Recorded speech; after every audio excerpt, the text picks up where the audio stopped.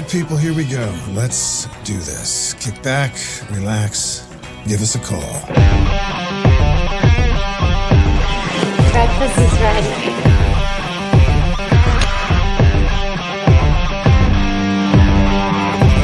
Kaylee, take my car.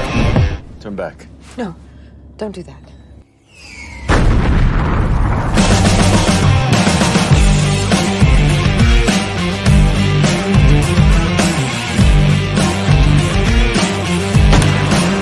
What do you want with me?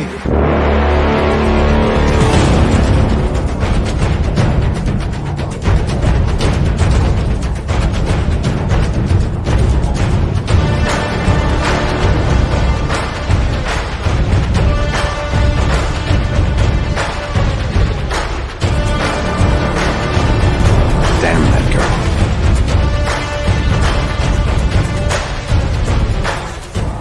Vous allez participer à ce rendez-vous.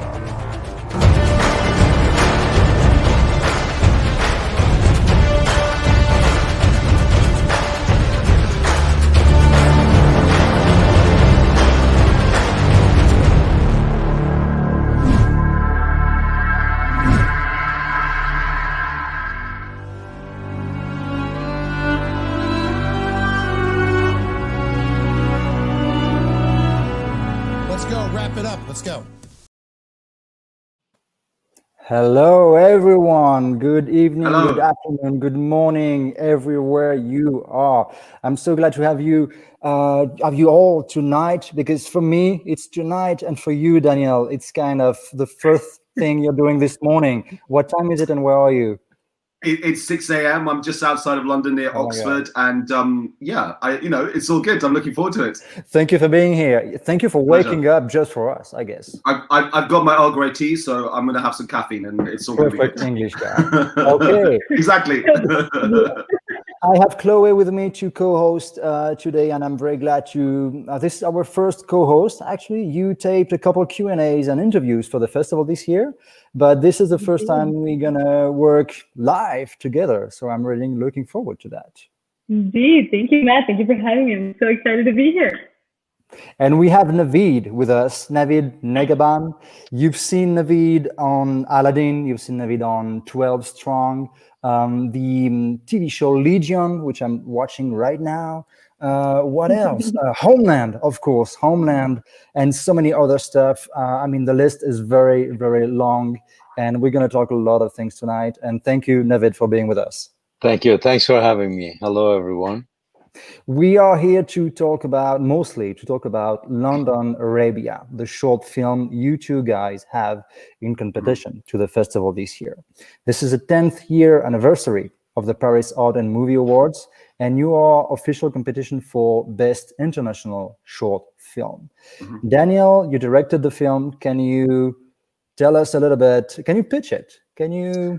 Yeah, so London Arabia is a thriller set in Edgware Road in London, which is London's Arabic and Middle Eastern area. And I've lived there for over 15 years and made documentaries for Channel 4 and Al Gore's Current TV and a number of other channels. And this area is an incredible community. And in real life, it's become under threat from developers and, fancy chain restaurants and luxury apartments. And so I thought this is, really what makes London special is areas like Brixton and Soho and Edgware Road, and we wanted to make a kind of David and Goliath story about a community kind of rising up together to protect their new homes in London.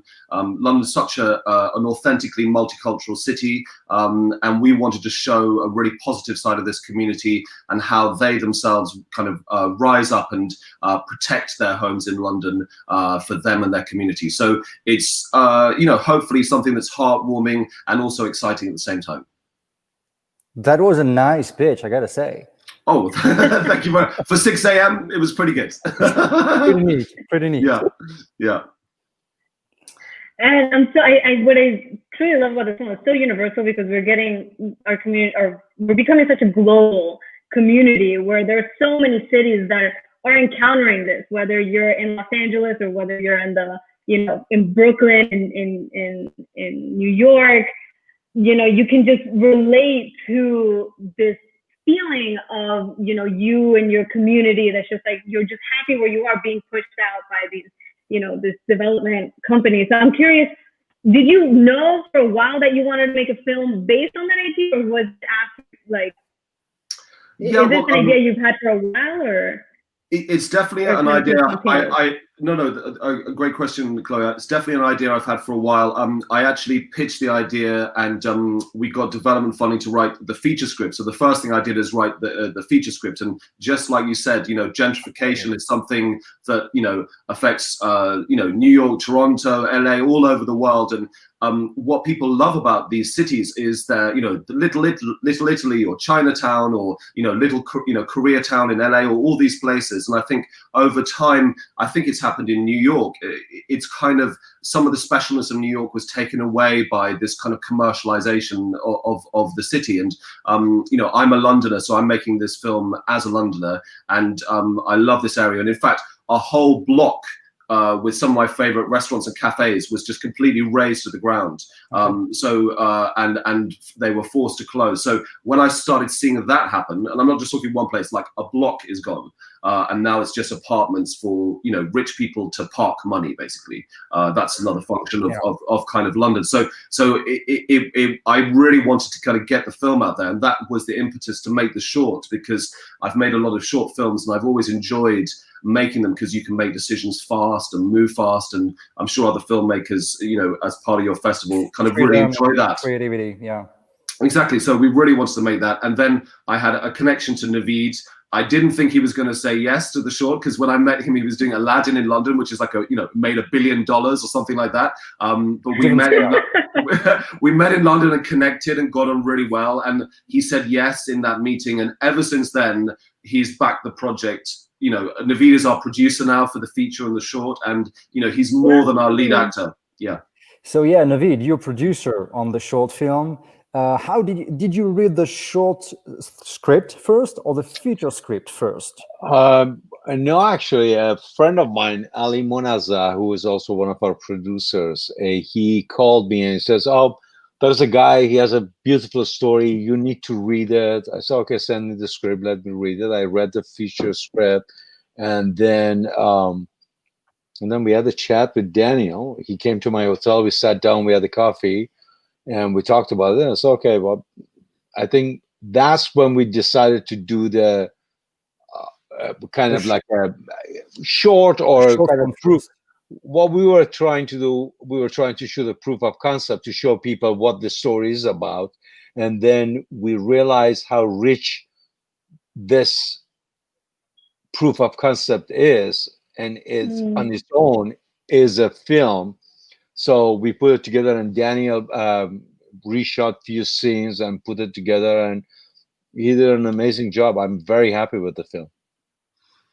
It's a great film. I have to say, I went straight. I didn't read anything about it. I just went straight into watching the film and the short film. And as soon as it finished, the only thing that I didn't like was that it was done. I was like, no, what do you mean? Like, how are they gonna leave me? And then when I went back and actually read about it, and when I saw that it was just a proof of concept and there was a whole feature, I'm like, oh, I couldn't believe it with this suspense. So I'm so curious. Daniel, did you have to kind of rewrite the proof of concept, the short film, or did you just take scenes like the script and say, we're going to film from here to here, and that's going to be the short film version?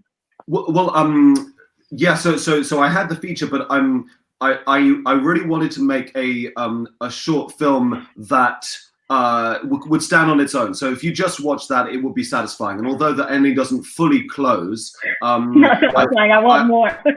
Yeah, well, thank you.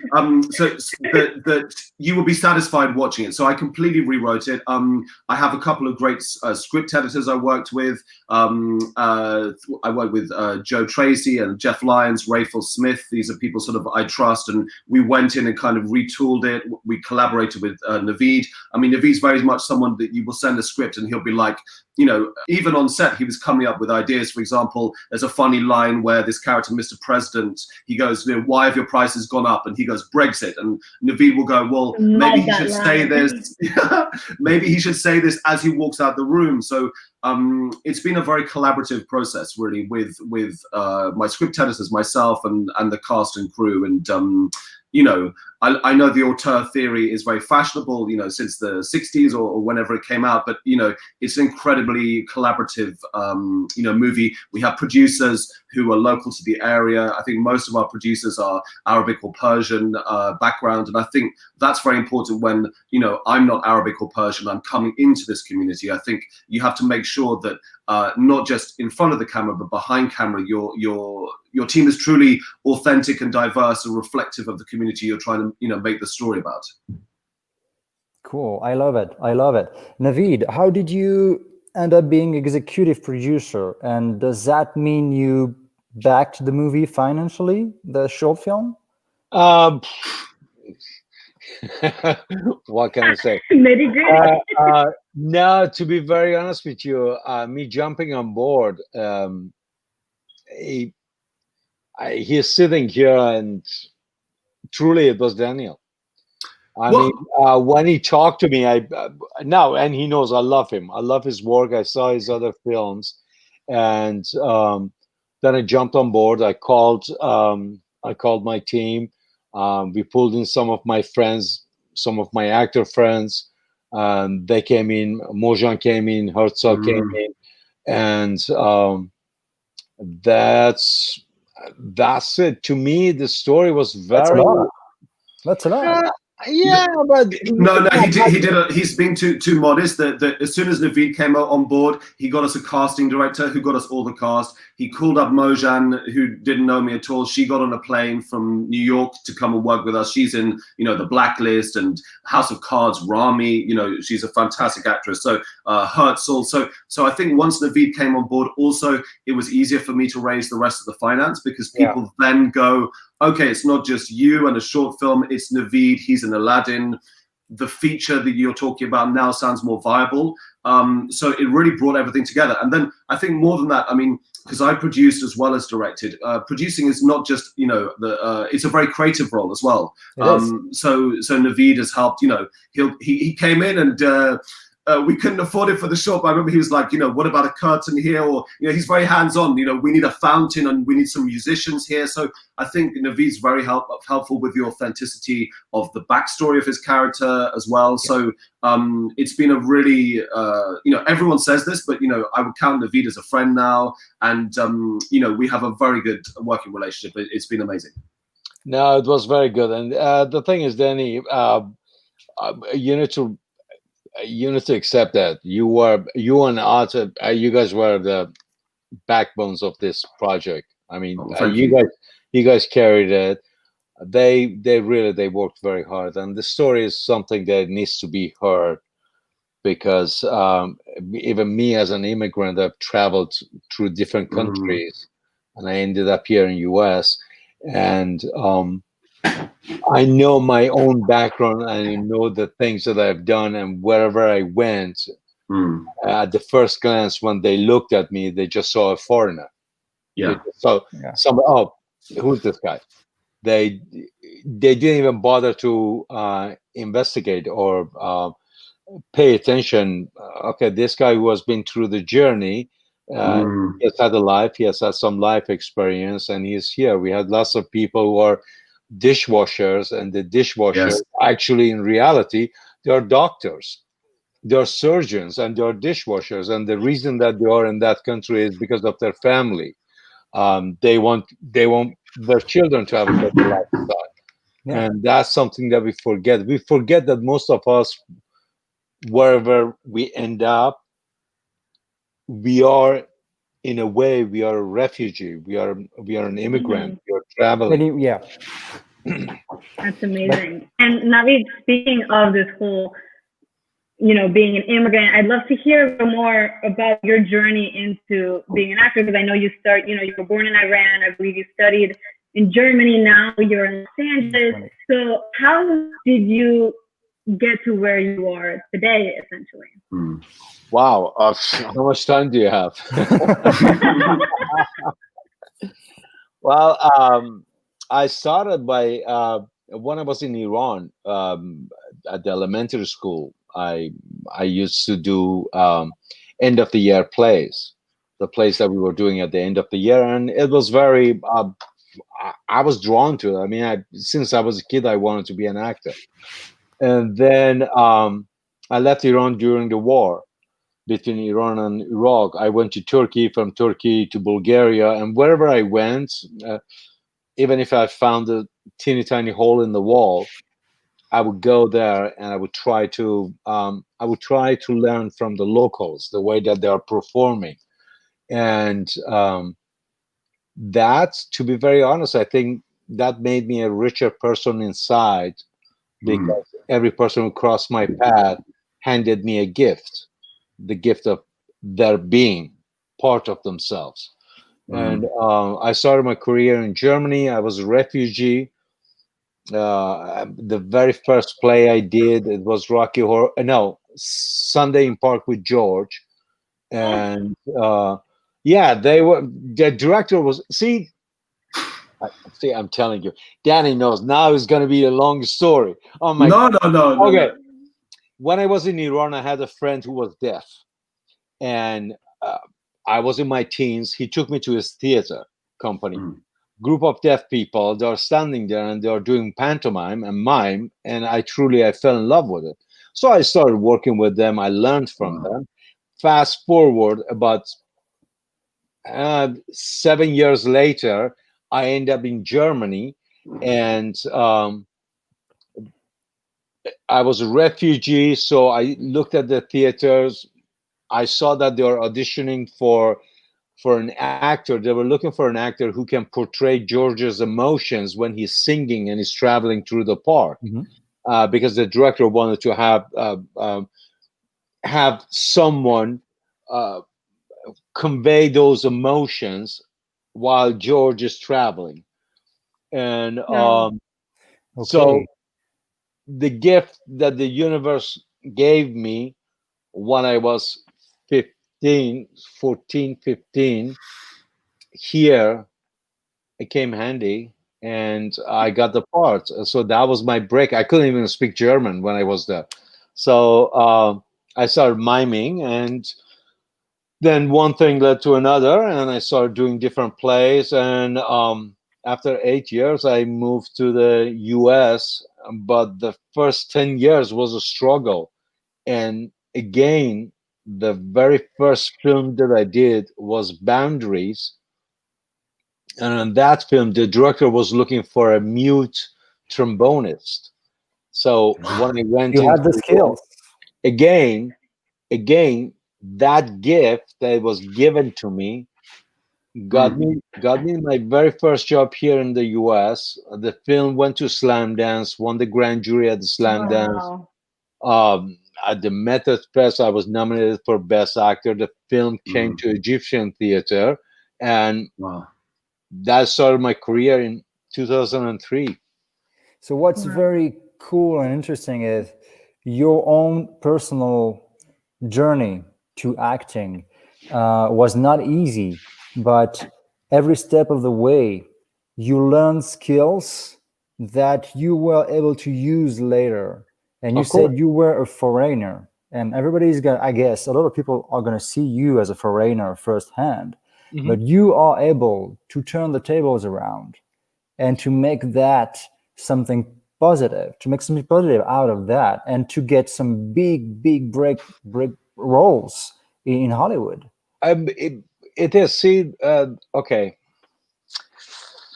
This is. I have to be very careful how I present this. Okay. See, most of the people who are coming here in Hollywood and they want to be an actor, they want to be part of the system. They want to be like someone else. They want to be themselves, but at the same time they are trying to follow someone else's footsteps. For me, I didn't have any blueprints. I didn't have any plan. So I had to jump in and I had to do it. So I did it my way. And you had to create it yourself. That's it. And because, see, I never had a problem. don't misunderstand me. I'm not full of myself, but I'm very happy with who I am. I love who I am. There's a All right? difference between Balance. satisfaction Yeah, and not being humble. So yeah. So for me, I wash toilets. Literally, I wash toilets. I sweep streets. I slept in my car. I slept on the park bench. Oh my gosh, you name it, I've done it. And my journey had lots of ups and downs, and each of those ups and downs became a tool in my toolbox. Yeah. So whatever I have done in my life, every step that I've taken, every person who I came across, every person who I crossed path with, I enjoyed it. It was a present. It was just something that was giving me. I remember I was in Germany. I was cleaning up rooms in the pension because I just want to.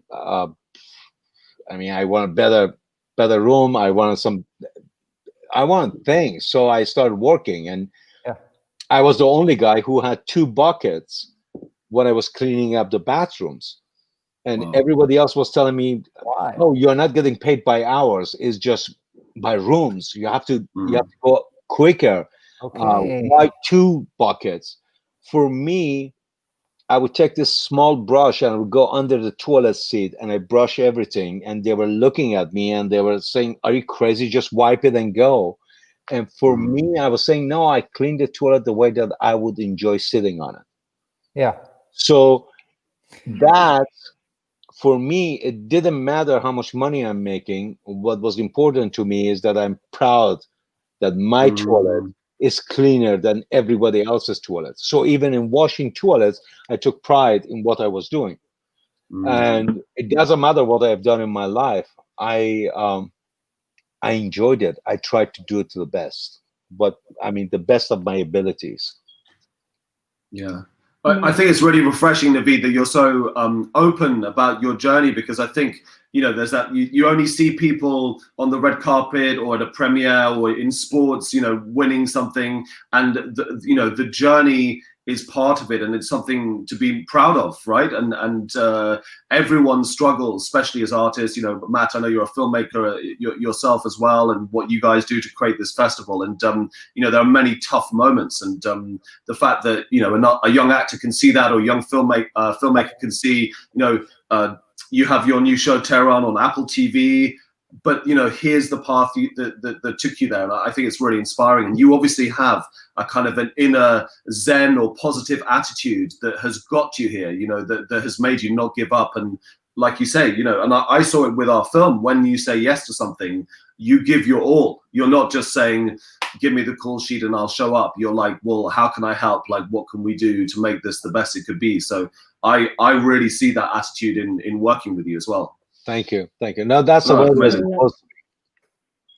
And speaking of journey, Dana, you have had quite the journey yourself. I've seen, your work. You've been shortlisted and you're nominated at the British International Film Festival for the short film. You have this incredible short film with The Secret World of Folly, which, speaking of, not speaking of things that are so human, like, the struggle. Secret World of Folly is just another behind the scenes, aspect, and you created this London noir film. So I'm so curious, did you also know from when you were really young, when you were in elementary school, say like Navid, that you wanted to be a filmmaker? Did you study filmmaking? What was kind of your journey to where you are today like? Well, yeah. Look, I have to say it's nothing like Navid's. I've had my struggles, but I would be lying if I've had such a journey that Navid has been on. Like, from what Navid, the challenges Navid's got to where he's got to is kind of incredible. So anything I've been through is nothing compared to that. But as a filmmaker, I think it's. I always knew from the age of 13 I wanted to be in films. My parents are classical musicians. And they used to take me as a kid. They used to play in orchestras for silent movies. And I used to sit there as a kid and watch like Chaplin City Lights and Four Horsemen of the Apocalypse and Napoleon, which you get on 3 screens. And like something about that experience of being in a cinema just with sound and music and just watching you and the screen was something very primal for me, and I never forgot it. And even though I actually studied history, I always knew I was going to, come into the film industry. But I think, the challenge of being a filmmaker is, to be self-motivating, because what I found, when I started off my career, I used to go for these schemes like, the micro-budget feature films run by, like a big UK company, and I wanted that seal of approval from those people. And I always got very close to green light, very close, and I never quite got it. And after a while, I was like, you know what, I'm just going to make it myself. I'm going to find some friends and, raise a little bit of money and just make it. And as soon as I let go of wanting industry approval, I became more successful in what I was doing. So I kind of let go of needing the rubber stamp, and I made a lot of documentaries, and then my first drama film was a film about a drone operator. I had Ewan Bremner, who was in Trainspotting, came on board, and I made that. And then I got into the London Film Festival, and then Channel 4 bought it. And then I did my next one, which you mentioned, The Secret World of Foley, about Foley artists. And they're the people who make sound effects for movies. And I thought no one's going to want to watch this, but I want to watch it, because it's like a really strange job that you go into a movie theater and you mime the sound effects to movies. And these guys did all the Harry Potter films and the Bond films. And I'm like, here's a bit of filmmaking people don't really know about. And then that got into London Film Festival. We were a Vimeo short of the week. We had 150 million views. It went crazy. So I was like, wow, people. So that kind of builds confidence. And then I've worked up to London Arabia, which is the first time, that I felt confident to direct an ensemble cast. We've got like at least 7 or 8 lead actors, along with Navid is the lead, but there is a big ensemble cast around him. So I felt comfortable to do that then. And then I think, like Navid saying, again, nothing like Navid, but you get lots of ups and downs. I remember you mentioned I made this film with Derek Jacobi called Sydney Turtlebound, and we were Oscar shortlisted, and we went to the British Independent Film Awards, and I'm on a table next to Daniel Day-Lewis, and I'm like, I've made it. It's like, this is going to be easy now, right? And I got a feature development deal, and you think, yes. And then we didn't get nominated. We had a 50-50 shot at an Oscar nomination. Oh, damn. We got down to the last 10, and they didn't nominate it. So we had a 50-50 shot, literally. And so I was that was a big down. And then all the people who said you were marvelous, they disappear. And like Daniel Day-Lewis is no longer sitting next to you. And then nothing happened for a year or two, and then I kind of picked myself up and go. So I think even with London Arabia, several people told me, don't make the short. Why are you going to make the short? It's a waste of your time, Someone said your short script is too long. Don't you want some festival laurels on your poster for your short film? But when people were saying that, they were telling you to just go straight for the feature? Like, don't waste time doing... Yeah, I think so, straight for the feature. But I know a feature is very hard to finance, and I can control a short. And then when Navid and I made the feature, we already have a relationship. And I'm going to rewrite the feature based on not just the character, but on Navid and Mojan, if she'll come on board the feature, and all the other actors. I'm going to write for them. So it's going to be a much better feature. Plus, we get to get the film out there and chat to wonderful people like you and be part of your festival. But I think what I would say to filmmakers is, if you have that voice inside you saying, my gut instinct is that I should do it, you have to just push through and ignore them and just go for it. So I would say to any filmmaker out there, don't wait for permission, just go make it. And whatever it is, here I am chatting with you guys and Navid. If I hadn't made the short, I would have never have met Navid, for example. Absolutely. I wouldn't be here with you guys. So you have to take that leap of faith. I think is so important, and just you have to say go F yourself to those people. Yeah, you have to. I totally agree with you. I'm a filmmaker myself, and you are waiting for approval, waiting for someone to decide for you, waiting for someone to give you something. At some point may slow you down. You need it's a team effort. Don't get me wrong, it's a team effort. But if you are the engine and if you start the race, people are gonna follow you. Exactly. And I think it's not easier, but it's stronger to kind of take the lead when you have a project that makes sense to you. And then after that, you get people like Navid, they came on board, and other people say, oh, he's got Navid and he's got this, and okay, I'm going to follow. But they're going to follow the project. So that means you're going to benefit from all that. 100%. I would like to come back to something you said. You said Navid has a positive attitude. Yeah. And I've watched a lot of interviews of you, Navid, online, and I read articles and everything. And you are a very positive person. You are funny, and you seem to have a good perspective on life, basically. But on screen, except Aladdin, you play a lot of bad guys. So how come the casting directors see you only as that bad guy? Because you're not. I guess you're not. I hope you're not. No, that's how I got it. How I get it out of my system. Okay.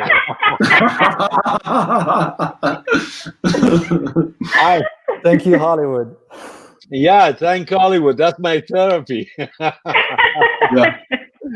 I can kill without getting arrested. That's good. You let it all out. You bet. The funny thing is that I started. I started with comedy and musicals. Yeah. And I love to. My passion is comedy. I love to do comedy. I love to be funny. I think I'm funny, so I don't know. But yeah, keep laughing. This is a good approval. This is a good approval. I'm an easy audience, but you are. But the funny thing is that I kind of landed into this, and then to be very honest with you, I love to play those the bad guys. Not bad guys, complex characters. Yeah. See, I never judge my characters. You can't. If not, you're not going to play anything. Most of my characters are tormented. Most of the characters that I'm playing are the characters that they have a conflict inside themselves, and they just want to have a voice. They just want to say something. And more I studied these characters,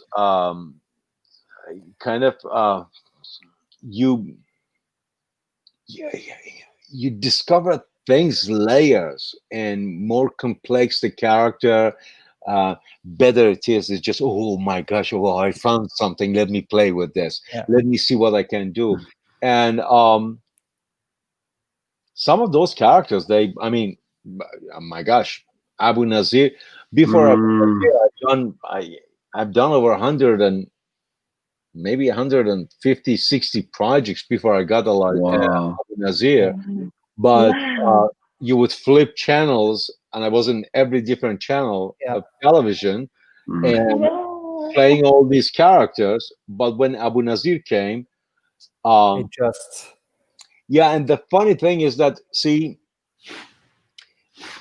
when I did Abu Nazir, which is the Homeland TV show. Yes, Homeland. When I read the script, I fell in love. Abu Nazir had only 2 lines, and I was just coming off of 24. Yeah. And my team at that time, the team that I had at that time, the team was telling me, no, you shouldn't be doing this. We are pitching you for better projects. What is this? Only 2 lines. You just came off of 24. I said, guys, I love this character. This is interesting. This is the project. I see the complexity of the project, and I want to work on this. And that character got me invited to White House, got me invited to Shimon Peres' in Israel. I was that character it just literally put you on the map, on the big international map as an actor. I've read interviews where you explain that when you started Homeland, the character was very small, and then you had the chance to stay on the show and to build the character with the team and the showrunner and all the people involved. That must be kind of a delight for an actor too. It was a joy. See, the thing is that they already had a journey for the character. Sure. But they didn't know, maybe They had an idea, but none of us knew the potential of the character. Yeah. And what has happened is that the character was discovered, even for me. Oh my gosh. When I read the script, I went over there and I said, this character has glasses. I can see him with glasses. Wow. I don't know why, but I have a vision. You had a vision. I see him with glasses. I said, okay, they brought me at least 60, 70 glasses. I said, no, none of these. We went, I'm telling you, That's just. this is, you're laughing, but it was I love the detail. That's true. painful. So we went to almost over, oh my gosh, maybe 20, 30 different eyewear stores Yeah. in Charlotte. And they brought me all these different kinds. I said, no. And finally, we walked into a small boutique, small shop. Yeah, small. It was a teeny tiny boutique, small store in the middle of the mall. So we walked in and we were talking to them. It was an older lady and an older guy. And I told them, I said, you know what, guys? This guy, he used to be very stylish. Yeah, he bought these glasses. This was his first fancy glasses, but these glasses, he was bought 10 years ago. Gotcha. So he's very attached to his glasses. This is what it is. He was a teacher. This is who he is. I described the character. The guy starts looking at me and says, you know, I have a box in the back. Let me get something from the back. Wow. I didn't know this story at all. Yeah. He went to the bag. He brought some of these glasses. The lady was cleaning up and she was standing there. My costume designer was there and I started wearing, and they were there were two that we chose, and the two that we chose, one of them is these glasses, and then the other one are the square ones that Abu actually was wearing. Yeah. So we took this, we went there, we put the whole outfit on, and the moment that I wore those glasses, it wasn't me anymore. Yeah. It wasn't me. I was looking at myself in the mirror and I couldn't see myself. I was seeing someone else. Amazing. And that was Abu. And then in the pilot, there's a moment that Brody is beating up Walker, and I'm coming in and I'm putting a gun to his head and I say, kill him. Harder. And then he breaks down and he starts crying. So the script wasn't developed. The only thing is that Abu is coming in, putting a gun to his head and said, hit him harder. So I was there, and this is what happened. And then he started crying, and I took him in my arm, and I started questioning him. And then I gave him some water, and they just kept shooting. Wow. Like Michael Cuesta, I didn't cut. He just kept shooting.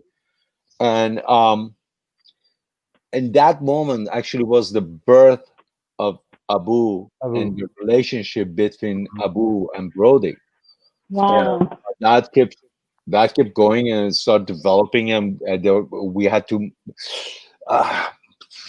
change a few things on the script because the way that it was originally written,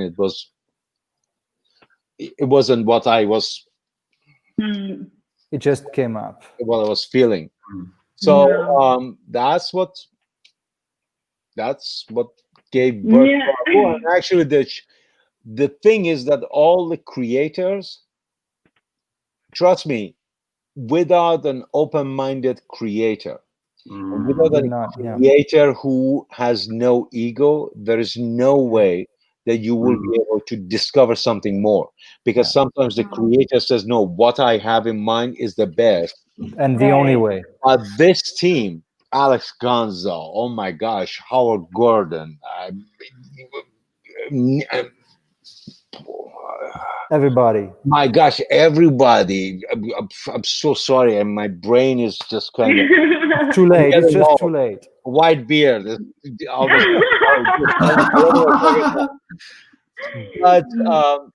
But if they weren't backing me up, I would have never been able to be. They told me, okay, bring it on, show us. Yeah, and that was. I mean, I think that's so fascinating for an actor just to understand that process. That you know, it's the glasses that gave you everything. That got you into the character and allowed you to disappear. And I think it's really useful for a filmmaker to know as well that if your actor is searching for something specific, just like you say, you let them go for it, because they're going to bring out something. And you know, that character in the moment you told me where you almost like you said, he was a teacher and a father, and he's mourning his child is killed, right, in the show. That's kind of his backstory, and the way he is with Brody, that this is such a beautiful moment. So no, incredible. Now, even in our project, you saw how the transformation happened with the putting the costume on, and then the cufflinks and all those things just completely changed. It changed. It morphs the actor into the character, and then I let the character take over, and I'm not there anymore. So that's how it works for me. I'm not saying that this is the only way, but this is how I work. I try to park myself aside and let the character take over, and I don't have to worry about anything. Yeah, but I mean, I think it is interesting, because I think a lot of film, when you're a writer-director, you sit with this project. And you have, I have this amazing directing tutor called Judith Weston, who I studied with quite a lot. She taught the guy who created The Sopranos and Ava DuVernay and lots of, you know, great filmmakers.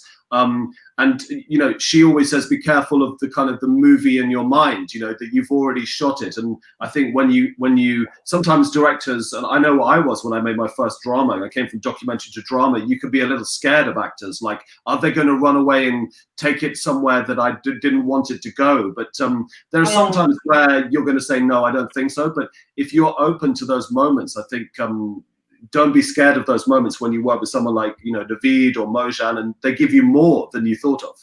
Yeah, but there's one thing that we need to know, especially for a director. Sometimes the director, the moment that you say no, you're limiting yourself. Yeah, you're not limiting your actor, because your actor can deliver and give you what you're asking.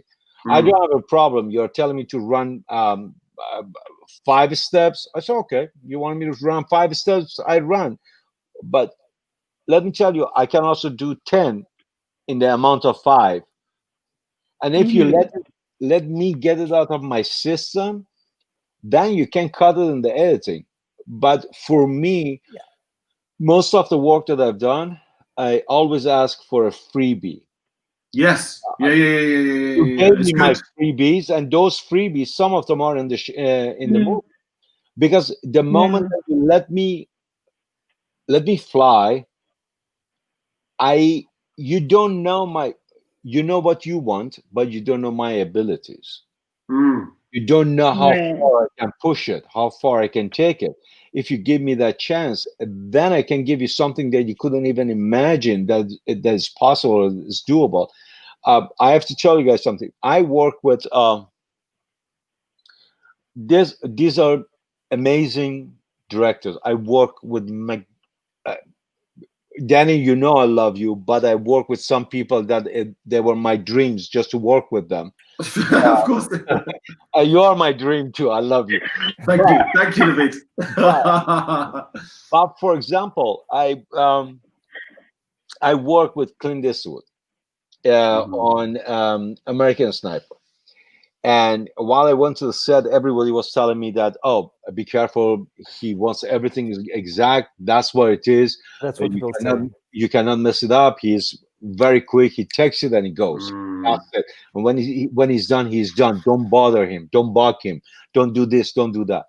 And for me, I was always, I'm working with him. I have to be able to communicate with the director. It doesn't work like this. So we shot a scene. If you guys have seen American Sniper, my death scene where I'm dying, we shot the scene, and all of a sudden it says, "Already then," and he starts walking away, and all of a sudden everybody, the crew gathers all the gears, and they are moving. It's 2 blocks that they have to walk to go to the next set. All right.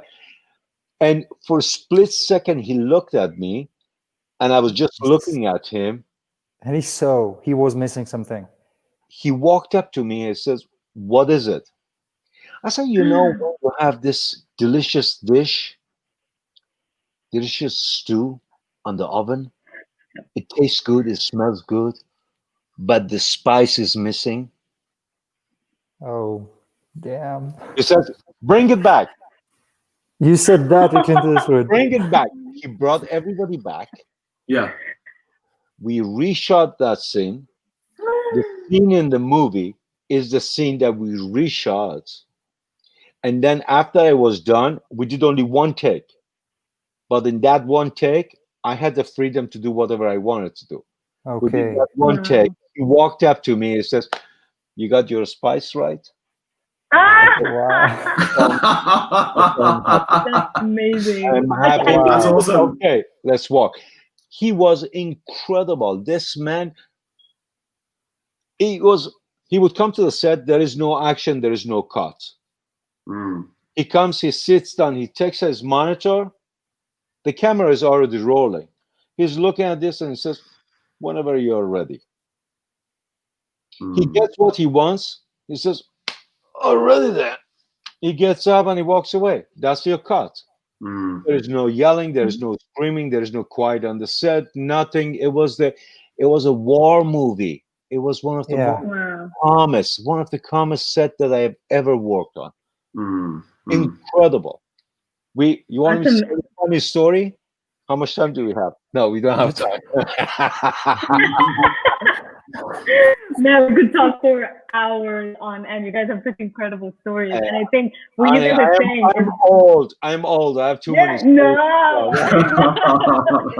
But I think that what we're in with here is just such an important point to drill home, because it's so important for both actors, both for the actor and the filmmakers. One, for the actor not to be scared. You know, sometimes as an actor, we're intimidated by the directors and by the producers, and we want to just please everyone. And I feel like if I'm on Homeland and they would have brought me 10 glasses, I would have had to pick one of them, even if I knew deep down in my gut that it wasn't right, because we just feel we need to please them. We just need to say yes and move on. Trust but your the fact that you exactly, yeah. Let me tell you guys something. I know that I'm talking too much. I'm sorry, Danny, but I have to tell you. No, it's all good. This is for all the actors out there. Mm-hmm. When we were working on American Sniper, they picked me up in the car, and I'm driving. A young Moroccan kid gets in the car, and he introduces himself, and he says, "I'm your translator." I said, "You're my translator. I don't need a translator." He said, "No, I'm the translator." I say, "Oh, in the movie. Oh, that's great. Thank you. That's very good." He says, "Would you like to run the lines?" I said, "What lines?" I speak English with an accent. I don't speak. And this was his face. Yeah, but I translated all the lines in Arabic. I'm translating in the movie. I said, no, your character is a translator. It doesn't mean that you're translating in the scene. Oh my It's God. just the character. We went to the set. The entire way we are driving in the car together, and I'm saying, oh my God, look at this kid. Look at this kid. His dream was that he's coming in American Sniper movie and he's a translator. And now I'm telling him that he doesn't have a line. Oh my God. I went to the set. I don't speak Arabic. I read, write. I don't improvise. If I'm doing Arabic, I need time to practice and learn it. Anyway, we are going to the set. I talked to the producers and everyone. I said, yeah, he's saying that he's my translator. Are we doing these lines in Arabic? He says, no, we are not doing them in Arabic. There's in English. He's just a characters translator. And I looked at the kid. He was broken. I walked to them and I said, you know what, guys? Let's do it. We might be able to pull this off. Actually, it would be very interesting if there is somebody who's translating. Wouldn't that be more colorful? That's all. We have to check with the boss. Clint Eastwood. They go to him. They talk to him. He says, whatever they want to do. They want to do Arabic, let's do Arabic. I said, okay. Now I'm coming, I tell the guy, okay, write the lines. He's writing the lines, I'm reading the lines, but I cannot memorize the lines. If you watch the scene, the whole scene is in Arabic. And it's just, I said, okay, get me printer sheets, copy, papers. So we have papers. I'm writing everything with a Sharpie on the, and then what I did, I said everything in English to see where I'm looking. I went to the set early. I looked everywhere. I delivered my line. Then I wrote everything in Arabic, the phrases, the way that I will look different places. So just imagine, I'm shooting with Clint Eastwood. He's sitting with his monitor. He has a piece of paper taped in his forehead, piece of paper behind his monitor. Bradley is sitting there on his helmet. He has a piece of paper stuck. Every crew member has a piece of paper. And Clint is sitting there. I think, if I knew, I would have hired someone else. I said, well, if you would have told me you want the scene in Arabic, you wouldn't have had to do this. Right now, this is our only option. We're going to do it in Arabic. And I love that scene. It came out. I love that scene. It's so authentic. I mean, you should have seen it. It was a chaos. It was a chaos on the set, and all these people, they played along. Especially the Moroccan crew.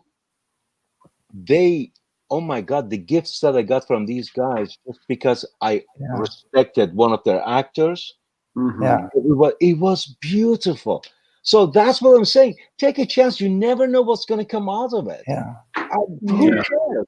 Yeah, and I think with our film, we had lots of surprises as well, Navid. I remember in the script, you have your son played by Ben Tavasoli, and the father-son relationship was very slight in the script. But you know, Ben and Navid got on so well, and they even look very similar. You buy them as father and son. And I remember Ben said, I'm going to surprise you on this take, Daniel. And there's a scene in a kind of a corridor where the character Navid plays Mo and his assistant are there, and Ben comes in just wearing a t-shirt. And then Navid's character said, you can't come into my, shisha cafe like that. And he goes to his assistant and takes the jacket off him and then puts it on his son. And this is something that Ben came up with Navid, and it wasn't written in the script, and it created one of the best. It created one of the best moments. So I think it's really nice to be open to surprises, and we got like a double surprise that the father-son relationship, and that's the advantage again of making the proof of concept the short. That when I rewrite the feature, having made the short, I will put the father-son relationship as one of the main themes in the film, because I know Ben and Navid work so well together, and there's a lot of depth there. And so just like Navid is saying, that you have these happy accidents or, people suggesting stuff. And I think if you're open to it, it just makes your movie better. But, you've created this world, and then you have to let people play in it. I think that's the main thing as a filmmaker that I found anyway.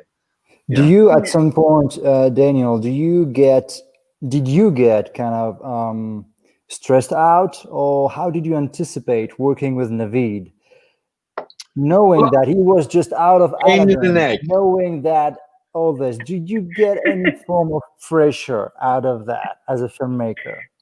I mean, look, I think when you ask people to come on board your film, you just want it to be perfect. You want it to be something that is worth everyone's time in a funny way. So I think I got on really well with Navid, and I got a good vibe. And Navid came early, a few days before shooting, and we did some rehearsals. I took Navid to all the locations so he know what they would look like. So Navid was kind enough to arrive like 3-4 days ahead of shooting. He met all the cast. Good. So I wasn't nervous when I set foot on set. I mean, the most nervous I was with Navid was when I was trying to convince him to do the short, and I thought that would be really hard, but he said yes in the first meeting. So after then, I felt the pressure kind of went. And Navid's a very, Navid, what you see with Navid is what you get. And I would like I said before, I think the tough thing that I found is when you're was almost the scale of the movie, because we had extras, we had lots of we had lots of cast coming in from all around the world. I was producing as well, so I'm the guy booking the taxis. I'm the guy making sure the lighting lorry. I got free lights because I was doing some work at Pinewood Studios. They gave me free lights, free cameras. Movie Tech as a company, and Pinewood MBS Lighting. They gave me loads of free stuff. So we had like I was more worried about like how do I get this truck into this little street next to the cafe, and then convince the hotel next to the cafe that we can leave the lighting gear there overnight. So whilst directing, I'm also thinking about all this stuff. So on the feature, I'm gonna hopefully not have to do that stuff, but it's more like I hope so. you're like the swan. With you have to be like a swan as a director, so that people don't feel you're stressed out. But underneath it, your feet are going like this. Yeah, I think so. Yeah. But there is one thing you should know. When we talked to Daniel, I think one of the first days I said, Daniel, I have no filter. Yes. I say what I want to say. There is no filter. You say what you want to say. Please understand that I'm just defending my character, not the actor. And if there's a problem, you come and tell me. And then we always, when we discuss anything, I just say, may I have a second? And, and we did a deal, basically, Navid and I, that if either of us had something that we wanted to get across, that we would just step off set, like you said, have a little chat, and then go back to set. And I think that's a really good way to work for directors. You're going to give the actor the respect to listen to them, but then also you can have a very open discussion because, again, when I transitioned from documentaries where it's me and one or two guys to a film set where there's 20, 30 people, you're always being listened to and watched, and it's very public, right? So that's something I had to get my head around probably on my first short as well, and then I knew a little bit more about that, and so I think it's always really nice to you just find a little corner, you have your discussion, then you come back and okay, this is the plan, and I think especially in front of the crew, that buys you authority and trust. That's what, because the director is the captain. Ultimately, is the captain. Even if if the first mate is coming and suggesting something which he might have not paid attention to, it should come from the director, not from the actor. You talk, you have a chat. Yeah. This is what I feel. This is what I'm seeing, and it goes down. To be very honest with you, everything that I said, it was just from the bottom of my heart because I care. And I've been around, so I've seen certain things. I say, "Oh, have you thought about this? Did you see this? Can you see this?" And that's how it was. And it was. I mean, I enjoyed every second of it. Yeah. And one cool thing Navid does on Wrap, he bought everyone a lottery ticket, like the whole cast and crew. So he took his own cash out and did that. That was a really nice touch. So I mean, we had a really nice vibe on set.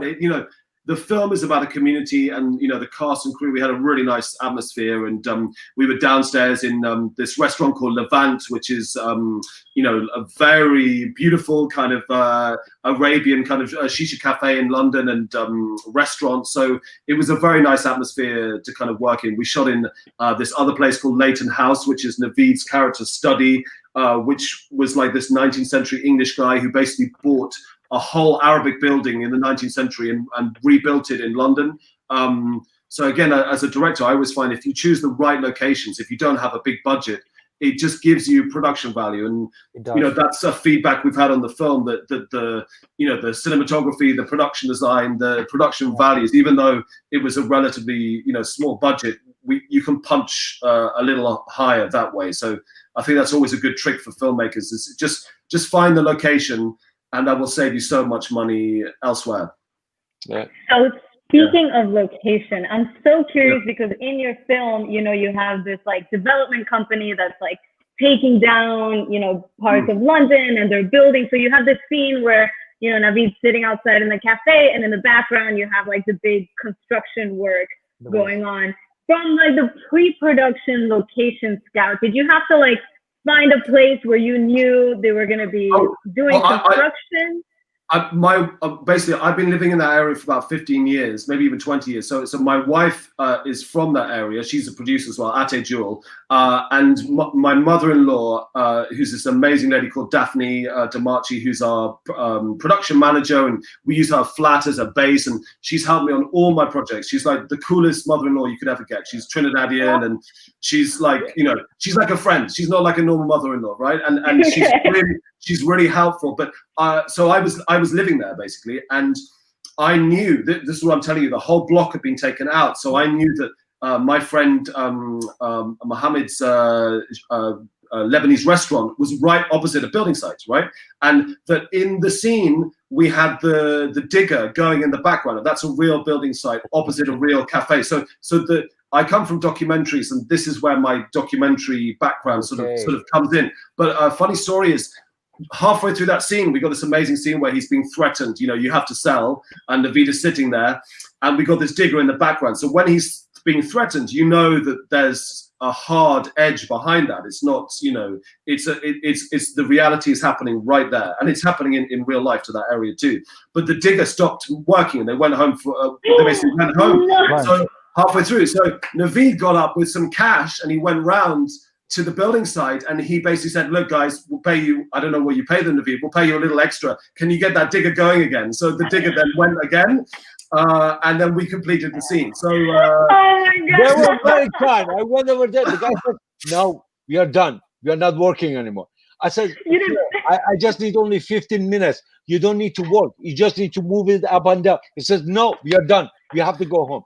I said, is there anything that maybe I can buy you beer or coffee or something? He said, no, we are done. We have to go. So I had to take the pounds out, and I'm just counting.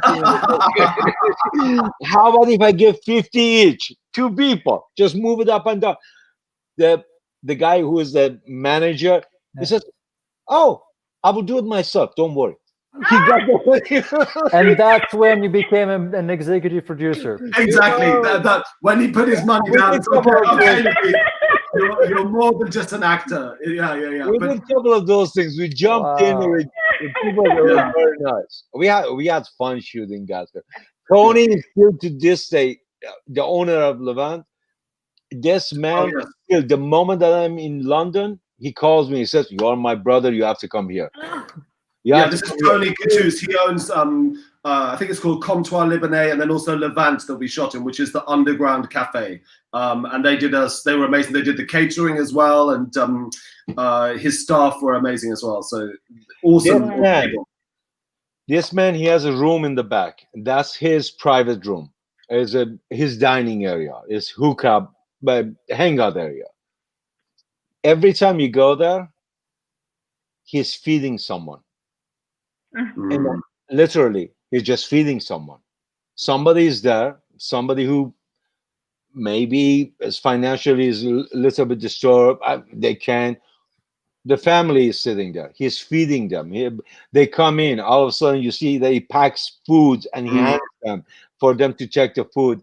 And the day that I met him, he was sitting outside on the chair. He was smoking his hookah and has his tea, sitting there very quiet. Everybody comes and passes by him, and everybody bows, says hi to him. He stands up, he says hi.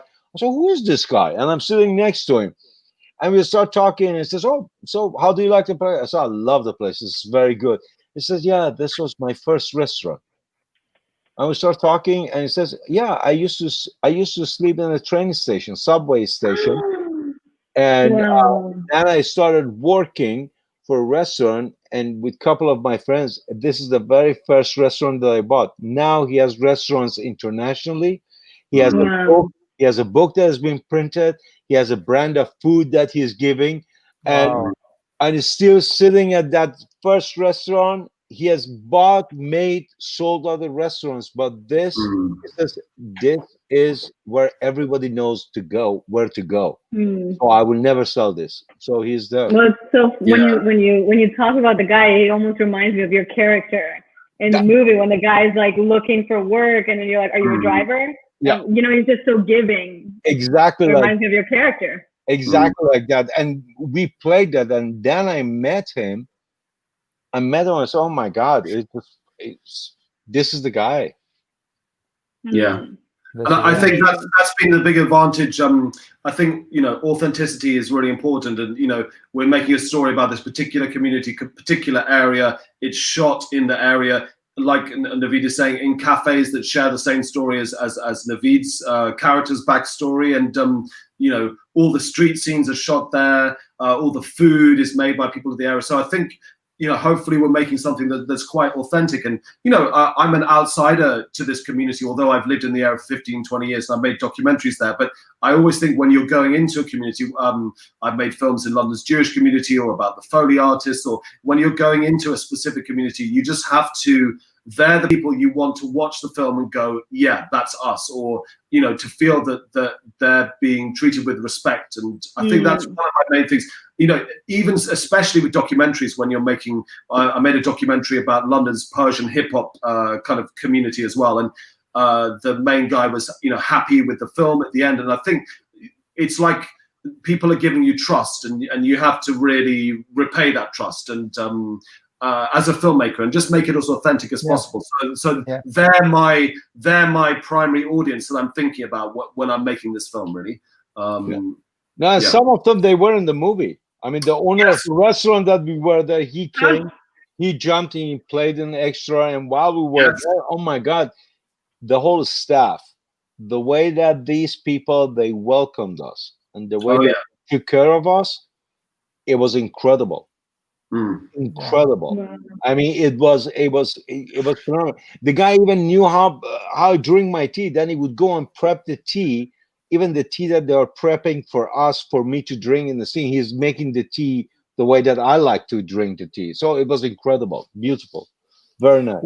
Where are you at, guys, with the feature film? You have the script that we know.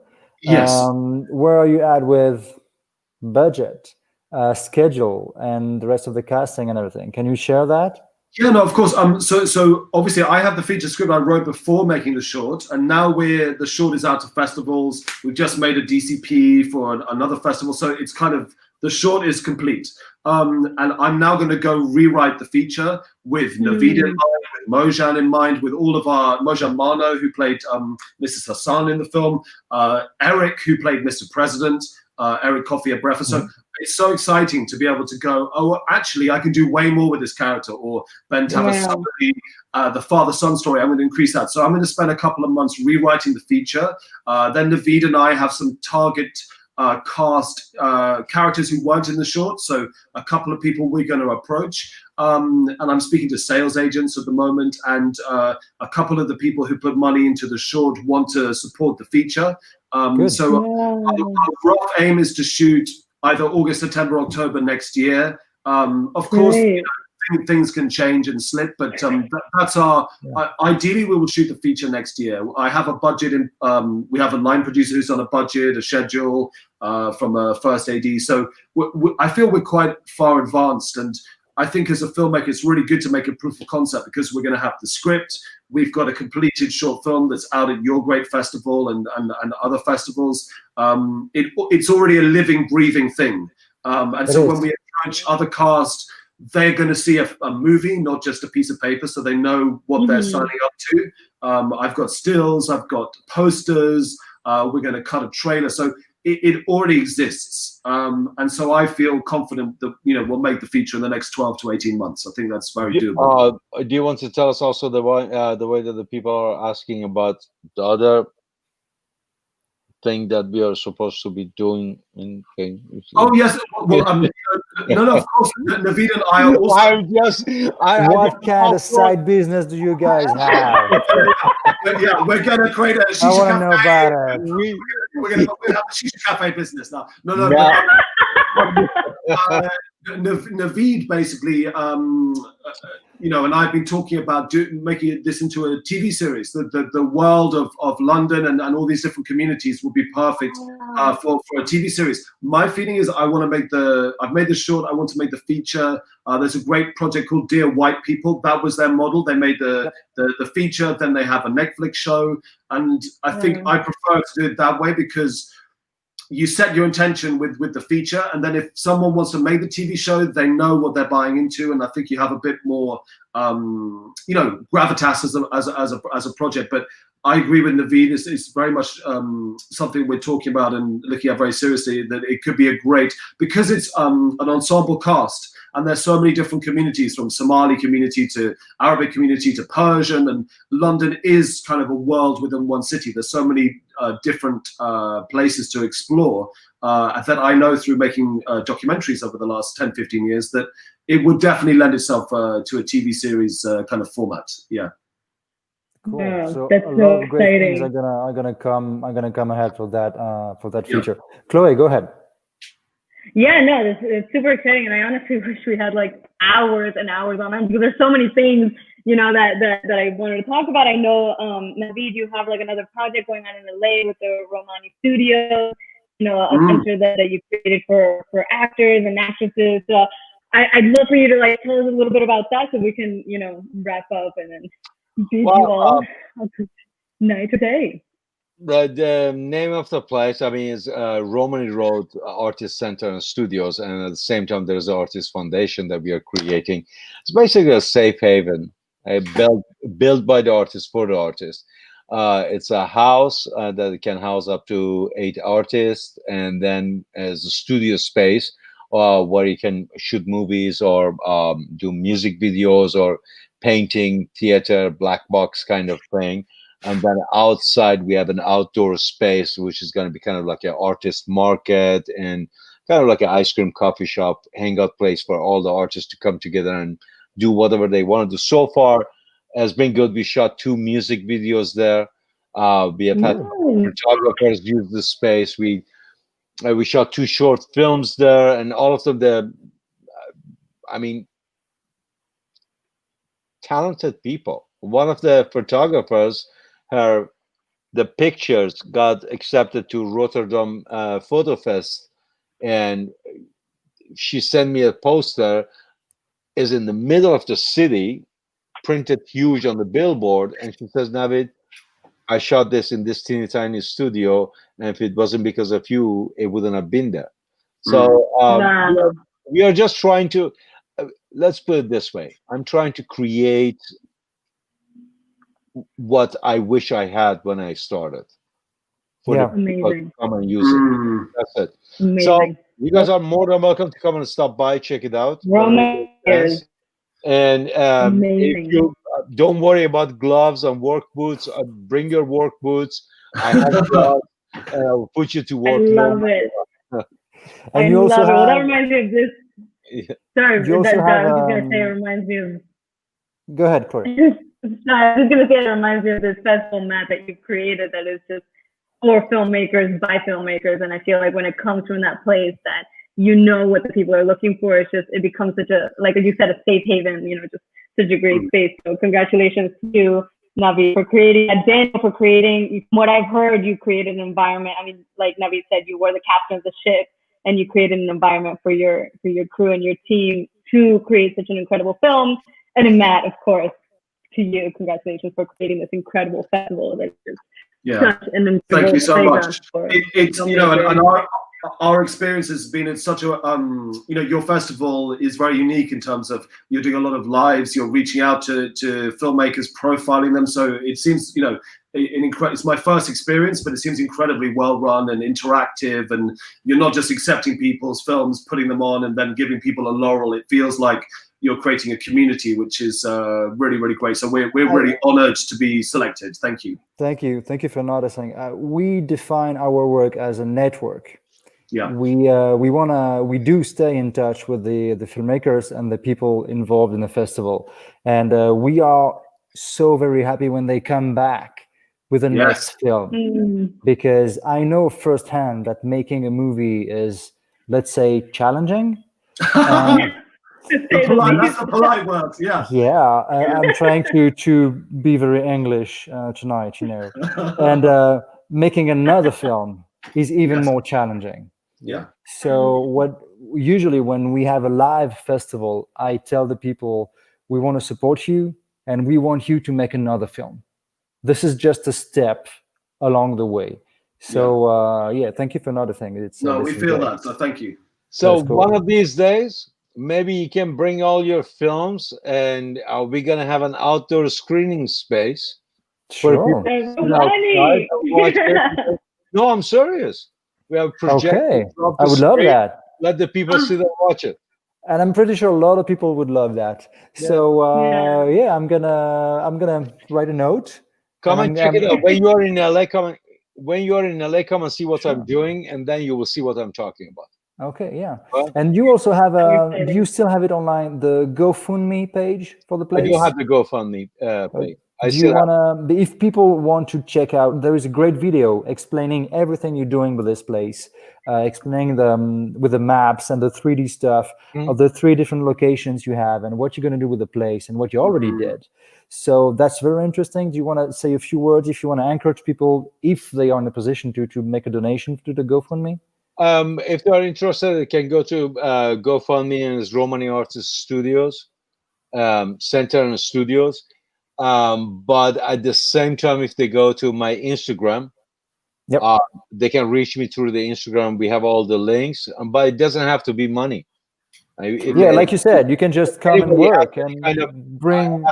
If there's a carpenter, if there's somebody who wants to come and create a piece of art or finish one of the walls, just come and do it. I mean, that's how I've been doing it. The artists who are coming and helping, and each of them they work on the corner, so we are finishing it together. So if there's a handyman, please guys, reach out.